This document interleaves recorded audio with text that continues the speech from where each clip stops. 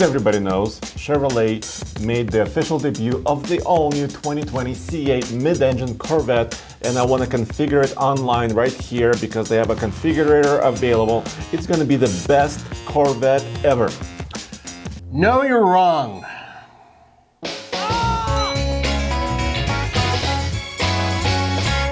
How could I be wrong? It's a mid-engine Corvette that's supposed to be accessible to more people because it starts at under $60,000. Yeah, the numbers are impressive. And you're wrong, it's not the best and most amazing Corvette. You know what the biggest problem with that car is? What? I just gotta say it straight out. It's not a car that everybody wants. It's not a car that I want because it doesn't have a manual transmission option, and they say there's never going to be one. There will never be a sport option of the vehicle. It isn't the prettiest thing in the world. A lot of people don't think it's very attractive at all. And frankly, I'm sorry. Well, I'm going to prove you wrong. I have Chevrolet's three-dimensional configurator right here.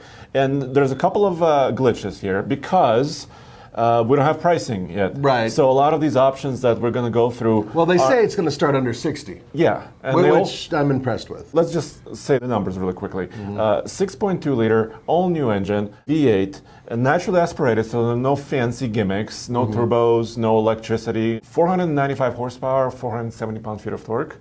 That's with the performance pack. Right. 8-speed dual clutch. Button controlled, mind you. Ooh, a button. And of course, they said also 0 to 60 in under 3 seconds, which is impressive. It is. Do you know what else is impressive? Look at this, 12 available colors. And I'm gonna be flashy. I'm not usually flashy. No, yes you are. But I'm gonna choose orange, which is called Sebring Orange tint coat. And look at this, I'm gonna select the Z51 Performance package, and let's just look at it. What does that have? What does that have? And it actually has quite a lot. I wish I knew how much it cost. By the way, this car is supposed to start production very late this year and go on sale in very early 2020, according to Chevrolet. No, you're wrong. No, I just wanted to say that. I don't know. They may actually be on time. Z51 Performance Pack. So you have Michelin PS4 tires. Performance suspension is there, but also magnetic ride control. Is part of it. Larger brakes, 345 mils and 350 mils in the rear. Why is the rear brakes larger than the front?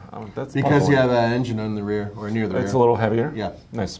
Extra cooling, limit slip differential, which is important, extra downforce, and of course a little bit extra power with exhaust. So of course you got to select that.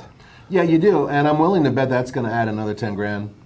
The way they made it sound, and this is one of my issues, the way they made it sound was this is a bargain that out the door 60 grand is going to give you a car that goes 0 to 60 in under 3 seconds. I don't think so. I give that to you, but look at this. It's orange. I picked really neat wheel package. You know, I actually like the back of it.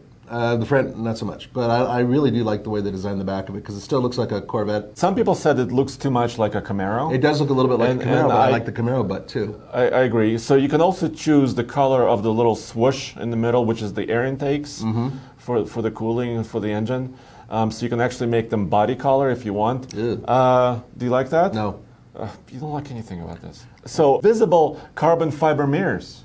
You know, really? How about a carbon fiber shifter? Oh, no, that's right, no shifter, because there's buttons. Every single Corvette since the mid-50s has had an option for a manual transmission, and I am not seeing that here. I'm looking at the interior, which I admit is better than fairly the last sexy, one. Yeah, right? It's okay. You see this? Except those buttons. What is with all those million buttons on that plastic panel to the right?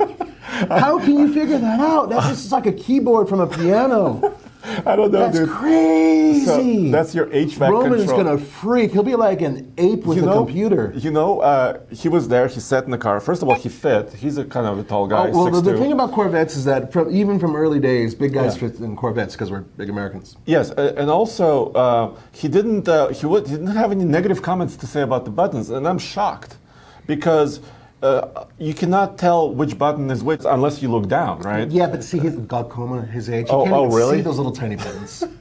And he also said, when he sat in the passenger side, there's no place to put your left arm Because you'll hit the buttons. because of that giant thing. But it's all driver-centric, right? It is driver-centric. I'll give them, it looks like a fighter plane cockpit. And that's what they wanted, right? You're right. But it has a lot of cool stuff. Like, it has the cool steering wheel. That is a square steering wheel. Yeah, what's wrong with that? Square steering wheel! Dude, race cars, Formula One cars have rectangular square steering wheels. Yeah, those are Formula One race cars that you don't drive every day on the street. And this thing's going to be mostly sitting in traffic on the 405 freeway. Well, I haven't driven it, but I like the concept. Okay, I'm sure. Okay, and it also has like a performance data recorder. Remember, the current Corvette also has that. Yeah, that which was cool. They enhanced it. Of course, the magnetic ride control is also there. So I already picked the wheels, the brakes. Oh, orange car with red brakes. You gotta have red brakes. Oh, red calipers. You gotta. It looks like a jack-o'-lantern with like blood. Hold on. This is what I wanted to show you. High wing spoiler in the back.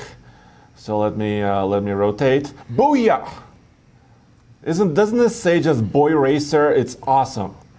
Yeah, well, it's okay. It's Okay, so realistically, what I like about the new C8, dude, is that other companies with mid-engine sports cars like Ferrari, Lamborghini, maybe McLaren, some others. They're trying to make themselves more exclusive. They're building fewer cars. They're increasing the prices through the roof. Right. 250,000, 300,000, 400,000. Even Ford has a $400,000 GT, right? Yeah. But this is for every man. Well, not every man, but every man with up to $60,000, $70,000, $80,000. I'd rather have a Lotus Evora. But I get that. And I'm really pleased that their starting price is $60,000. And if you can actually get a car, even for $65,000, I would say, okay, that's impressive. Because I agree, sports cars for everybody, which is sort of what the Corvette was all about in the beginning. Yes. Fair enough. And great tech, great engine. That's awesome too. And it's not just the manual transmission I have an issue with. It's the configuration of the vehicle that just has me scratching my head. Now, I'm not saying that this isn't necessarily the end-all. This could be the most amazing car on the track, and it could be a great driver's car. It could be. And there'll probably be more high-performance versions of this car later on. That's what I'm curious to see, as well as whether or not they have that. Let's look at the interior options, because I want the best interior and the most sporty.